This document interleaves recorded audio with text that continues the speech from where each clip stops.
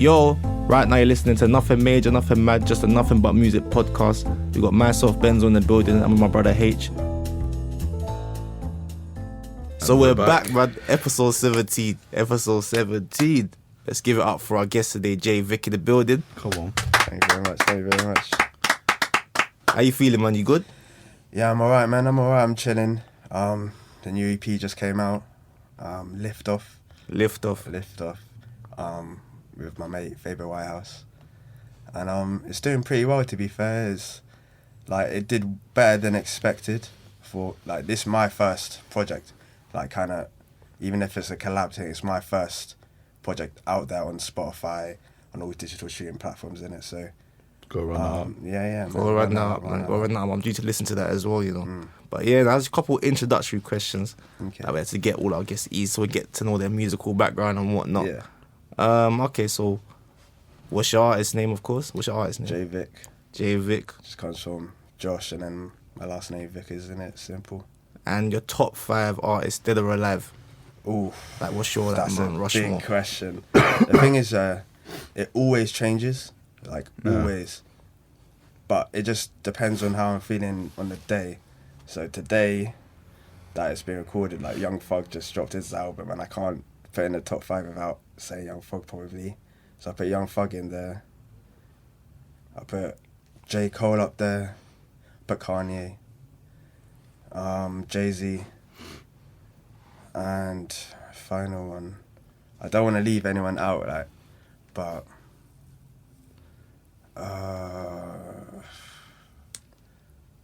it's just how I'm feeling today. I would say Juice WRLD. Juice WRLD, yeah. Yeah, because his talent was unfortunately. Rest in peace, Juice WRLD. Rest up. Yeah. Was unbelievable. He can make songs, and then he can make songs that bang, they're catchy with hooks. But then he can actually rap his ass off. That guy's a sick freestyler. Yeah, I saw him freestyle for 15 minutes and that. Unbelievable. I don't know how he did it. Because personally, I can't really freestyle, innit? I always have to write down. I start off with the melody first, and I think that's why. Because I never start off with the lyrics. I always start off with the melody. So I can't freestyle for shit. But Juice WRLD, his talent was unmatched. But how long you been rapping? Seriously, rapping seriously for only a year, 2 years. Yeah, or maybe the freestyling will come in it, because they say when you obviously do your 10,000 hours of music and stuff like that, you'll just be natural, just freestyling it. Because some man, they just punch in. Yeah. You get what I'm saying? So it's different, man. And what genre of music do you make? That's our last background question. That's another thing, because I don't really do rabbity rap. I kind of add melodies. I'm kind of half a singer, half a rapper. So I would just say an artist, really, artisting. So genre-wise, it's R&B, and then some hip-hop, some like trap elements, soul, and then the new stuff we have unreleased, which either I've helped produce or I'm on myself. There's a lot of future-based elements, and I remember talking to you guys about future-based before. Yeah. It's a new thing that I only found out. Obviously, I don't know how long it's been going on, but it's it's more electronic-y sounds. It's trying to diverse the sound, trying to have a little bit of variety in the beats as well, just to make it unique and interesting, really. Oh, that's good. That's good. Seems quite futuristic, your things as well. I can tell why you put Juice WRLD in your top 5, because it just makes sense, innit? So what other artists do you kind of look up to in that field that are doing that thing with that future-based field? Oh, that's the thing. I don't even know, because I was kind of just searching for samples, and I was like, why not try this? Why not try that? I think there's a lot of artists that may use elements, because I'm not too into the EDM world or the electronic world, so I don't really know much about it. I'm just kind of trying to see what I can make out of it myself. I don't really use anyone as inspiration like that, if I'm honest. Well, that I can think of off the top of my head, yeah. That's proper still. That's proper stuff. I think what you're doing, it seems to just be pushing boundaries. Yeah, And that's what I'm obviously, trying to do. Yeah, yeah, just it trying seems to be push pushing myself. boundaries. And I think the artist that you picked was Kanye in your top 5. Yeah. Yeah, the artists that you picked are known for pushing boundaries. Even that you got J. Cole releasing that trap Bro, tape of even Young Thug. KOD. This guy's known Yeah, for Young pushing, Thug, breaking yeah. down boundaries. 100. Yeah, Young Thug got an album out today. It's basically a rock album, like you said. Yeah, It's man. mad. And it sounded good so far. I haven't listened to all of it, but it sounded like a classic.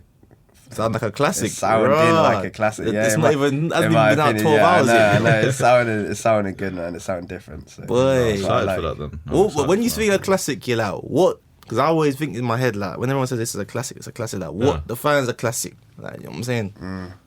I think it has to be classic. Yeah, it has to be. Maybe this is not the most important thing, but it has to be one accepted, like by a lot of people, like accepted worldwide as a great album by a lot of people. 2 has to be pushing boundaries. You're doing something different, like being one of a kind, unique. Like unique, that's the word. And then 3, just the music has to be, up to standard, like, or beyond the standard that everyone else has set. No matter what genre, no matter how, if they're all catchy, pop songs or like Drake type songs. I think that's why I think like albums like Forest Hill Drive or something. Oh, yeah. That's a classic. That's mad. That's a one of classic. my classics, boy. Yeah.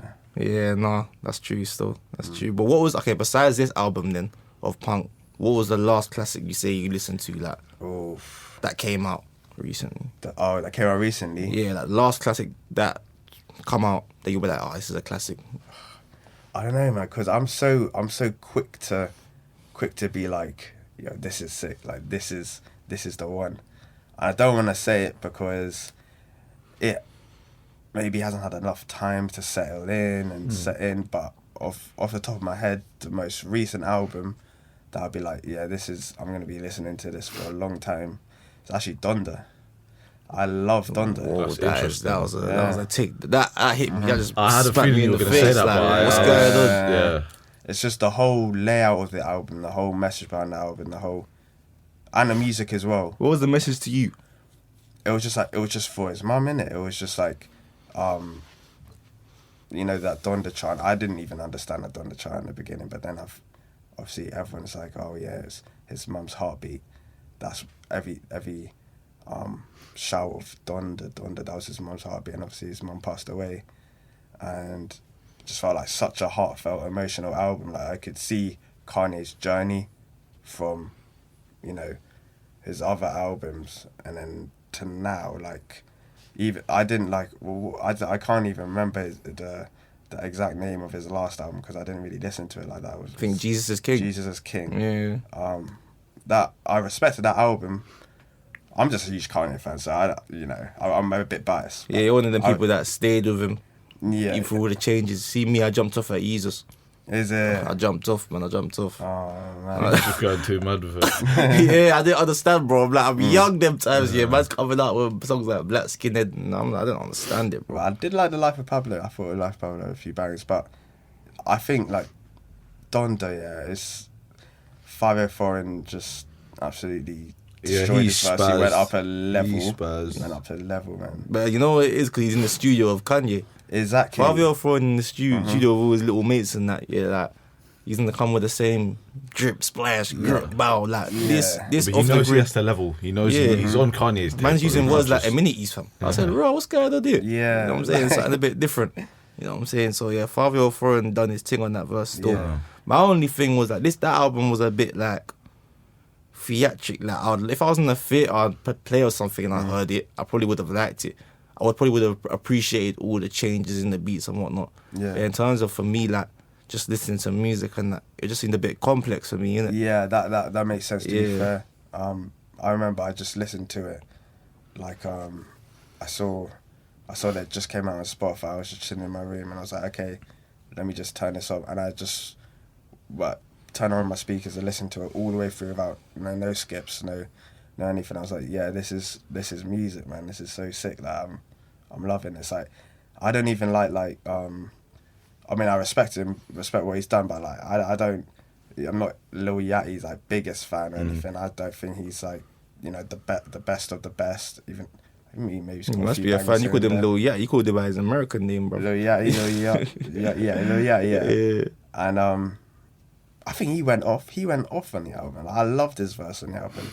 Like, I think there's a Lil Dark went off. Roddy Ricch went off.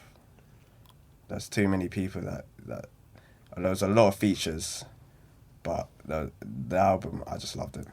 Loved it through and through. Obviously, I know you produce as well, innit? Like, was it the fact from a producer's perspective, like you just appreciate it on a deeper level? Like, was it like that? Yeah, it's kind of, like basically, yeah, because when Kanye produces, yeah, well for Donda at least, like he's always thinking of something new. Yeah. Like beat switches, they're hard to get the transition right. Like anyone can do a beat switch, but the beats, they have to match. They have to match, exactly. It has to be a seamless transition. Yeah. And Off the Grid, he did that. Oh, bro, that transition was nuts, heavenly, nuts, bro. Like it was oh my mad. god, like. And it was so unexpected as well. You did not. That's the last thing you expected to hear on a Kanye album, innit? You had Playboy Card, and the thing is that he didn't have the features on the actual track. Yeah. So you're just surprised, like, what the fuck? Like, you hear Playboy Card, you're like, okay, and then you hear the beat change to drill, and then it's 5-4, you're like, oh I'm my. like, oh shit. Yeah. No, I hear that. Yeah, the Off the Grid did flow quite nicely. Now Yeah, I'm running it back in my head. Yeah. That's one song that I still played, like, still on heavy rotation. Yeah, 100. But I can't say for myself and all the other songs on Donda were on heavy rotation. I like the was it Believe What I Say? The Lauryn Hill thing. Yeah, maybe because I love that Lauryn Hill tune, innit? I've been a bit of a nostalgia merchant, but yeah, like, I was like, yeah, I like this tune still. And the song with Roddy Ricch, I can't remember Pure what it's called. Souls. Is that Roddy Ricch? Yeah. And Shenseo? Yes. Yeah. That She went off as well. She went on OK Part 2. She's the first female dancehall artist to get top 100, I believe so, yeah. Yeah, the first. I would like to see more dancehall artists in the top 100, but they're always teething on music and that and renaming it something else. That's a conversation for another day. But yeah, from a producer's perspective though, so like how legendary is Kanye to you? Like what is it about his production? Well, you mentioned the beat switches, like what else as a producer, like? Yeah.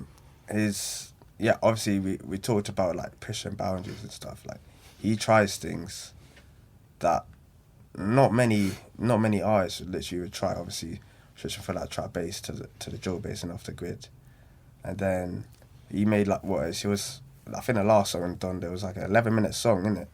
Not many people would try that. Like not many people would even like try to like keep the listener engaged for 11 minutes. He don't care. Like he's just doing it for the music. So well, you can relate to just doing it for the music, innit? Yeah. I like that when he was like, you know, doing him, not trying to make, you know, bangers on bangers. And I personally, I like Drake, innit? But sometimes I think that Drake, you know, which is not a bad thing, you know, get your money and stuff, but he makes like kind of like commercial bangers over the music like that. If you know what I'm trying to say. Boy, like Drake just got straight out of nowhere. I don't know. Yeah, I know. I like Drake. I like Drake, but you know what I'm saying? Man, I'm a big Drake fan. That's the thing. But the difference between him and Kanye, I think Kanye just, you know, he's just for the pure art, and I love that. And as a producer, obviously, like the mixing, the mastering is sick on it. Yeah. Like the technicalities of it, I think it's sick. Yeah, no. That's the thing is, I agree with your Drake statement, by the way. It's just the fact that recently I feel like he has just focused on getting the Billboard #1. Yeah. And you know what, like, if I was in his position, like, I don't know what I would do. Maybe I would do the same thing. But I feel like he don't need to do it, though. Yeah, I just feel like maybe it's for he's at a stage now, like, where you can just make just classic albums, like, just after, like, just for the music, like you said. He can do whatever he wants. Yeah, like, that's why I'd like to see him experiment. That's why, like, but I never really saw, the only time I see Drake as being a bit futuristic was the melodic, and the use of melodic sounds on rap, like the DIY kind of thing. Like, I don't need a singer on the thing, I'll just sing it myself. That's how I'll be like, yeah, Drake defo, changed like, everything. He might have not been the first to do it, but he was the first that everyone copied him. Yeah, you know what I'm that's saying? very true. That's very true. Yeah, bro. Yeah. He's definitely an inspiration of mine as well. Like, because I do like the melodic kind of rap thing. Yeah, I was about to mention. And he's definitely up there, one of my inspirations as well. Yeah. So what made you choose the melodic route over the rap? Like, were you always into melody from young? Yeah, it's weird. Yeah, it's kind of true that I was, because I remember I used to listen to, like, I didn't really used to listen to rap at all. I just when I was younger, I just used to listen to like alternative rock, and just like the pop bangers, like wherever that was just popping at the time. Like, I would listen to like Arctic Monkeys or Red Hot Chili Peppers, and like Foles. Yeah, come on. Like stuff like that, innit? So what's alternative rock? Like, what kind of music is that? it's like, it's not like hard rock. It's not like heavy rock. It's just like kind of, I could just describe it as It's like Linkin Park, innit? Linkin Park. Okay. Kind of. Makes sense. Yeah, it's not like heavy. It's kind of more. It's more like new age. Yeah. New age rock kind of. Yeah, and then I remember listening to that, and then my cousin just showed me Young Thug, and then I was like, oh shit, yeah, my music taste has changed like entirely. Like, I just started getting more into rap, hip hop, and then I think my style is kind of like everything that I've listened to combined and, you know, merged into one. Really, that's really my style. Yeah, that makes sense. Because I feel like we kind of turn a blind eye to the link between like hip hop and just like rock. I think like it's definitely a link. They're like, this is so prominent now in the scene. Like, I feel like so much rappers are even like rock stars now.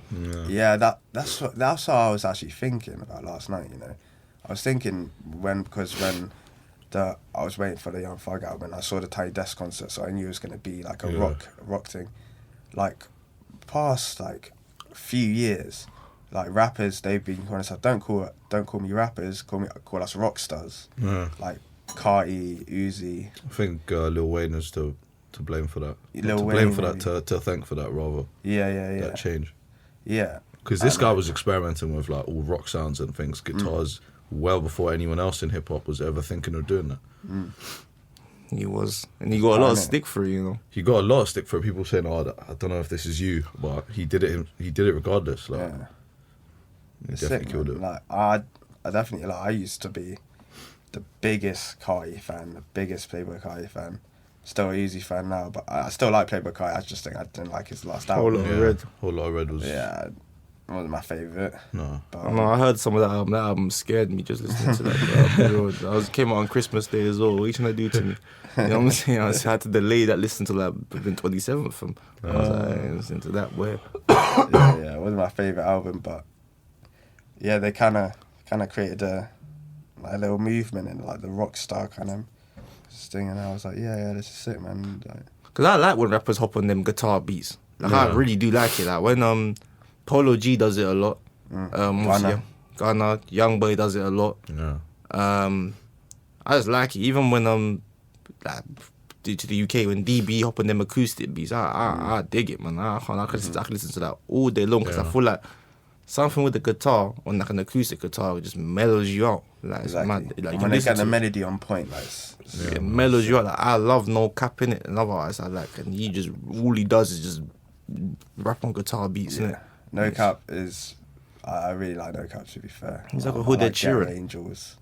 That's a tune. Yeah, he's got a song called Vaccine, That's his like newer kind of. Yeah, but it's one bit where it's just him, a mic, and it's just an acoustic guitar beat, and he's basically like, if you put Ed Sheeran on there next to him, you wouldn't even think, why is he there? Like, it would have worked. Like, it was proper. And also, like, the thing about No Cap is his wordplay. His wordplay is actually so underrated. I think people are kind of starting to realise now. But his wordplay's sick. You know why they realise it now? Because he put subtitles at the bottom. That's why they realise it now. That's what they realise it now. What do you use wordplay in your lyrics like that? I'm not the greatest wordsmith, innit? So that's why I try to use more, you know, like melodies in it and stuff like that. But I don't know. I think it's all progression, and I think the more you practice, the more you just work every day, innit? you're just gonna get better at it. 100%. I haven't been rapping for a long time. I just started off producing, and then I just like no one would hop on our beats, so I was like, fuck it, I would do it myself, innit? Like, How long have you been producing for? Well, 3-4 years. Oh, pound. Yeah. So yeah, but I've been playing like musical instruments. I've been doing music since I was like a little yeet, basically. Really? So So proper yeah. music. Where did that come from? Like, how did you get into music then? That come from like a family thing or? Yeah, it basically was a family thing, really. So my uncle was a drummer. So I remember he like taught me like kind of drumming lessons when I was like, I don't even know how old, like 5, 6 or something, if I remember. And then I started piano around the same time. Real 2 instruments. Yeah, and then yeah, so I started piano around that time, and then when I went into year 4 or something, year 4 or 5 maybe, like did you have that thing where everyone played recorder or something? Yeah. I was doing that, and then I remember I was playing recorder, and then the teachers were just like, "Oh yeah, you're so gifted at recorder." And like, what tunes are you playing in the recorder? I don't know, man. I don't know. And they were like, "You should." I was like, spitting. "Yeah, trust." So you should play clarinet and saxophone and that. So I was like, I wanted to play saxophone, but my fingers were too small at the time. Oh, okay. So I was like, oh, okay, I would do clarinet, and then that morphed into saxophone, and I did bass for a bit. Wow. Try guitar. The guitar's basically the only kind of like popular instrument now. I was just like, oh shit, I can't do this. I can't play guitar. I think I started too late or something. Well, but I feel like when you learn instruments, I could be wrong, like you just have a deeper appreciation for music. Yeah, 100%. You're there, like you're in the factory, like you're in there. Yeah, you're seeing like, for example, even playing the drums, you're seeing that, like how hard you hit the stick and how you even hold the stick affects how it sounds, and it's crazy. The technicalities of it. Yeah, it's crazy. Yeah. So that's why like it's nuts still. When it's going back to like Kanye album or your Young Thug Tiny Desk concert, that is just that's beautiful. That's beautiful music, man. Like, You've been going on about his Tiny Desk concert for the last Tiny 2 Desk is days, hard, fam. yeah, it's for real. so hard. It's so hard. For You need to real. listen, I need to man. listen You to it. need Like, you got Tiny me Desk is excited. sick, Like man. you got So me. You single-handedly got me excited for the Young Thug album. I'm not even Yeah. Young Thug's biggest fan like that. Biggest promoter. I remember when I first heard Young Thug, I was walking to school. I was walking in the school gates, and my friend was like, "There's this guy called Young Thug," and I was just like, "What do you mean some Young Thug, like some basic name from who's this guy?" Innit? Like, I thought it was on some Chicago man. That was the sound back then. Yeah. And he's like, "No, like, he played it." Well, I was like, "I'm stoned." I was like, "Bro, like, what is this?" In a good way. You know what I'm saying? In a good way. I was like, "What is this?" Then after that, he dropped Hooker, and the rest is history. But it's the fact that I think with Young Thug, we kind of like, for our generation, we kind of watched him from the start to where he is now, and it's like, wow, you done a lot, innit? Like, you actually done a lot. Like, I think it's always special when you can like see an artist beginning and then his end, like later on. Grow with the artist. You grow with the artist, yeah. Like, for example, like man like 50 Cent, we know they're legends, but we wasn't outside we weren't here when they were coming up. Yeah, Lil Wayne, we weren't outside. We knew about it, but we weren't outside like that. So Jay-Z, same thing. So it's just like when you see like the guys like Young Thug, you see it's throwback to the UK, I don't know, Creton Conan, you see guys that just come up, all the drill men that have started from these little, I don't know, a light work freestyle, and then look, like Digga D, see where he come from, this songs, and now he's top 10 in charts. That's mad. It's an elevation, it's a progression. It's sick to see. So what's your like method to progression? Like, what you say, like what is it? Because obviously you're in an interview now, you're marketing yourself and whatnot. Like, how important is doing interviews and that for you? Like, you know what I'm saying? That's the thing, man. When it comes with like promotion and that, I'm really not the best at it because I don't like really posting much on socials and all of that. So that's the thing that we like. I think we got, the production quality there, and we got the content there, like in our songs. But then it's just when we need to find a way to get it out there to people to show them what we've got. Yeah. With promotion, I'm just trying to get more active on just posting there and doing stuff like this, you know, just promote stuff. And that's the thing. Like a lot of people got to get used to, innit? When you're started and doing this kind of thing, you might be an antisocial person. You might be someone that doesn't like having their face out there, innit? But you got to realize you need to get over that. You need to get your face out there. You need to post. You need to see. To do that, bro, to grow. Yeah, man. It depends, like, and also it's like you just show a side of you that you want to show out. So you like right now you're discussing your musical talent, what you do, and that you ain't discussing what gal you last slept with, or you know what I'm saying, or what rapper that you hate or anything like that. Exactly. No pastor, it's just your art, innit? Yeah. So I feel like that's why this show is like, this is why I wanted to come on it, innit? It's just music. It's nothing but music, innit? So literally, come on, what it says in the tin. Yeah, nothing more, nothing literally, less. but it's like it's refreshing, innit? Because you said that you played so much instruments. It's like, raw, like your house must have been noisy, because like, you know what I'm saying? Like it's like, raw, you come from a musical background, like you don't really hear man say, I done this, that, the other, innit? Like it's good, man. It's good stuff still. Yeah, it's mad because I always knew I always thought, like when I was in school, I was gonna become like a session player, like you know, get booked for like, you know, gigs and that, just playing instruments and that. And then I kind of fell out of love with it when I was like when I was doing GCSE music and stuff like that. It was just like I wanted to play, like I wanted to focus on what the music that I like to listen to. So we were studying, you know, I actually would like Mozart and stuff like that, and in GCSE music and stuff, and I think it's like minimalist music or something, and I wasn't interested in that at the time. So I was like, no, I'm not gonna do this. I don't want to. We had a whole episode of music in schools. Yeah, literally gonna say, man, music in schools. This is what's so sad is like, if you just decided to quit music on the basis of that, like you wouldn't have made all the things. You wouldn't be here, sat here today. So exactly. I think it's sad, man, when schools think that they're actually furthering your love for music, but they're killing love for music. And they're, you know, trying to put me into boxes. Yeah, bro. Like trying to say you play this classical song or you play this jazz song. And I don't mind it, but I want to do something in like R&B or like man. The world's changing. There's so much more music than much more Mozart. It's frustrating. Yeah, and but luckily, I think like on my gap year, I was just like, I wanna try producing, innit? I wanna like be a producer, and then I got Logic, some speakers, and then that's how it started, and hopefully, you know, who knows where I could take it. Yeah, no, proper Logic, man. You come a long way from GarageBand, huh? Yeah, man, that's proper, man. Because music in schools, damn, you gotta change that one, man. Was it Michael Gove or whatever the secretary for that one is in charge of that, man. You gotta change that, man, because you're killing, like you said, you're killing people's love for it, man. Yeah, I definitely fell out of music for a long time after just being told I have to do this, do that.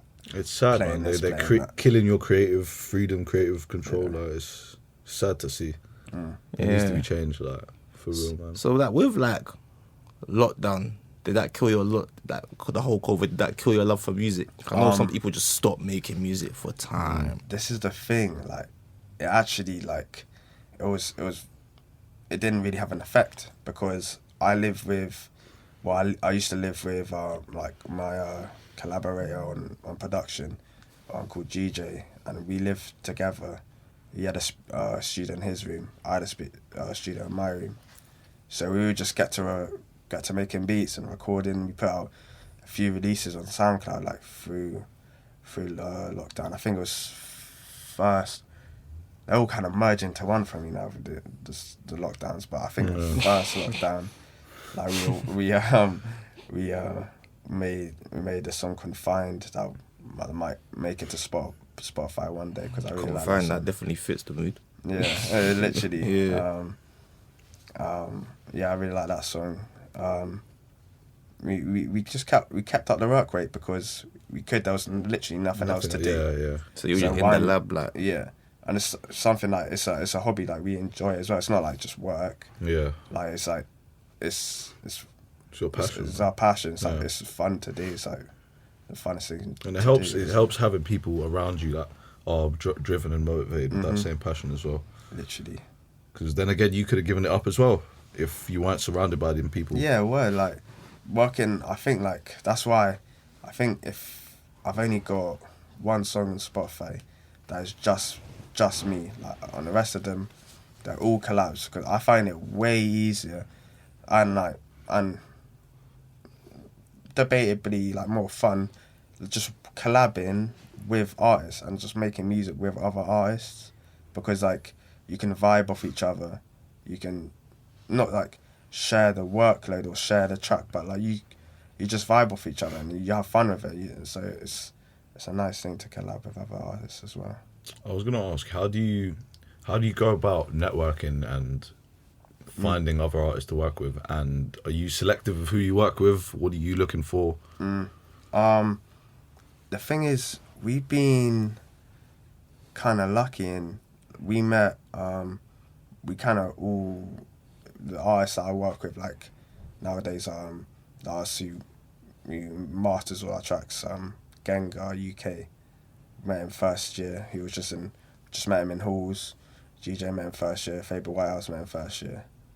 All these people, we just met through uni, innit? So we were just making music. Happened to be on like, GJ was on their course, like music production and performance. So easy link. So they could just make music together. And it's just like friends of friends. Like I'm not at this moment in time. I'm not that selective for what I work with, but what I put out, that's what I am selective on because I think at this stage where I am now, like I haven't got anything to show for what I've worked on now. I think putting your work out there, that's what you got to show for it, instead of working with people. That's just you might as well work with them when you're at this stage because you don't know what you're gonna come up with. So yeah. I like when people like get in the studio with people as well, rather than just send over something. Yeah, it's like you can hear the 100. You can hear the difference in chemistry. Yeah, it's a big difference. It's a big difference. It makes so much sense because you have a customized beat made for you instead of you trying to fit the beat. The beat will fit your style instead. So yeah, simple as that. Literally, simple as that. Because there's not enough of like these days. It's like it's transactional. Yeah. Like you can hear, cause like I can hear the cha-ching when I'm listening to the music. Yeah. Like it's proper transaction when I hear beats like, this is just a little feature. Sometimes even before you've listened to the song, just hearing the lineup on who's on the track, okay, that's a label thing. Yeah, because Wizkid's got a tune on his album. It's called like True Love, and it's with like 2 other people on there, innit? And it was just like you can tell that these lot were just in the studio, just cooking, like whipping it up. They sound so in sync, and it's just like it's just mad. The chemistry on it is crazy. But on the other hand, when the verse is sent over, you can hear that too. Yeah. You can hear the stiffness. And that's what I noticed on the Pot of Paper album, because I saw the documentary. I didn't watch all of it, but I saw he had like I think a week long like studio sesh, and he just brought all these artists to the studio, and then he came out with a phenomenal album. Like all the features killed it, in my opinion. Yeah. No, that tape was hard, but thanks for waiting. Yeah. Hard tape. It's so hard. That's been on repeat. Like, favorite song from the tape? Difficult, but I'll say Take a Seat. That's because I really like Billy Billions. I really like his flow. Or For the Block, because that one it doesn't have a feature, but even though I was talking about features, but like you could just hear Poor Paper's like emotion, like the vocals are so raw. So yeah, I hear him that expressing himself. I'm like, yeah. Man. Here's a question: is it better than Training Day 3? Say so, you man. I don't believe so. Of course not. I don't believe so. Well, what do you think? I didn't even listen to Poor Paper like that, so I don't know. Oh, this is your intro. Yeah, this is me getting. I hopped on late. This is my intro to it. Me so too, yeah. I don't know. Is that one of your favourite UK tapes to come out of recent times, like in the last year or so? Yeah, 100%. Like the thing is, I always think that I pay too much attention to the US scene and not enough attention to the UK scene. So like I liked like Dave's tape. I like Pop Paper's one. I liked like there's a few artists I like from the UK in it, but I think I need to tap in more to the UK scene instead of just being like just listening to these American artists, because it's our scene, innit? So yeah, I listen to more US music, but I always follow the UK scene. I think the only reason probably why, because when I was younger, I was very invested in the UK scene, innit? But the only reason probably now I'm not as invested as I was, I think it's just to do with catalogue, because you see in the UK, there's only a few artists with a lengthy catalogue to compare and talk about and dive into. That a lot of these times, like, a lot of man only got to their name is like 1-2 songs and 1 million views and a mad about bars and I plugged in. Like, I can't, that's not a catalogue. Yeah. Whereas like even like, I don't know, like a Quando Rondo from America, like he's got like 5 mixtapes. Yeah. I can compare, I can chat about that.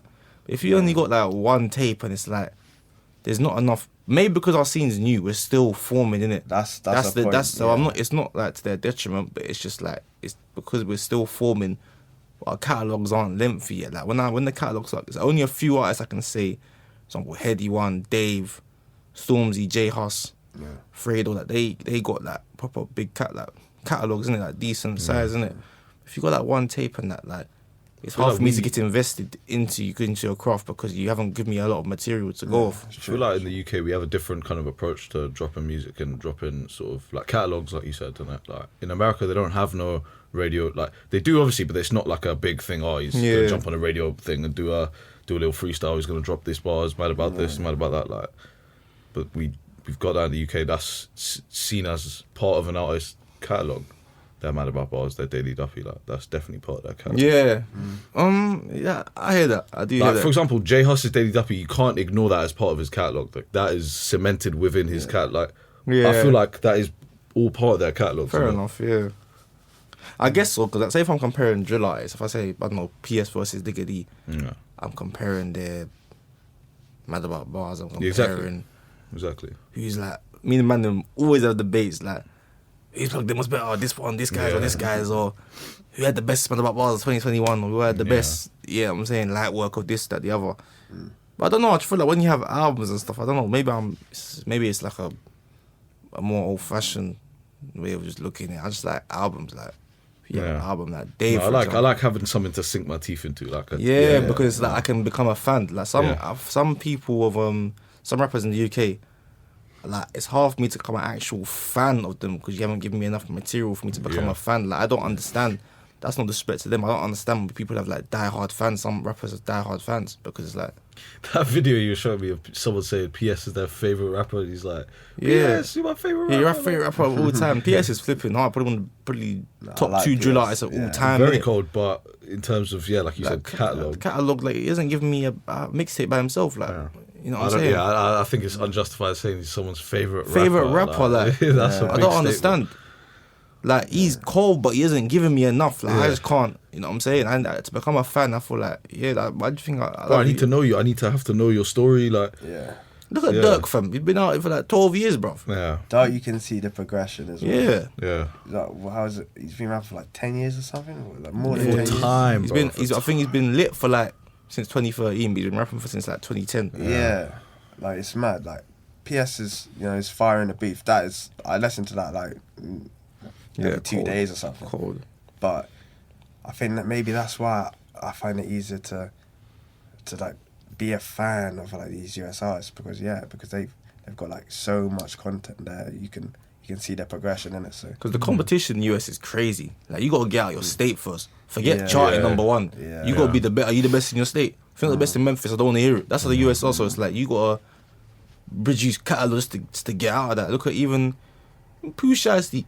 Like, bro, the minute Back in Blood dropped, bro, a month later, tape was out. Them man don't play, man. Them man are unserious. Them man get involved in enough jail and whatnot, whatever. But it's like, them man put out tapes. There's nothing, it's like, oh yeah, You never really hear about American rappers saying, "Oh, I wish he was more consistent."